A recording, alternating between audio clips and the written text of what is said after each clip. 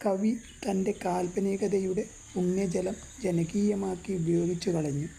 എന്നാൽ ഐഹിക സുഖങ്ങളിൽ നിന്നെല്ലാം മാറിക്കഴിയുന്ന മറ്റൊരു രാജവധു മ്ലാനവദനയായി സീതാദേവിയുടെ ഛായയിൽ ദുഃഖിതയായി നിൽക്കുന്നുണ്ട്. കവിയുടെ കമണ്ഡലുവിൽ നിന്നും അഭിഷേകതീർത്ഥത്തിൻ്റെ ഒരു തുള്ളി പോലും ചിരദുഃഖിയായി കഴിയുന്ന അവളുടെ മേൽ തളിച്ചില്ല. അവ്യക്തവേദനയുമായി കഴിയുന്ന ഊർമിളയാണിവിടെ. പ്രഭാത നക്ഷത്രം പോലെ ഭവതി മഹാകാവ്യത്തിൻ്റെ സുമേരുവിൽ ഒരിക്കൽ മാത്രം ഉദിച്ചു.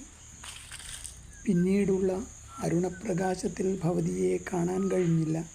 എവിടെയാണ് ഭവതിയുടെ ഉദയപർവ്വതം, എവിടെയാണ് ഭവതിയുടെ അസ്തമനപർവ്വതം എന്ന് ചോദിക്കാൻ പോലും ആർക്കും ഓർമ്മയില്ലാതെ പോയി.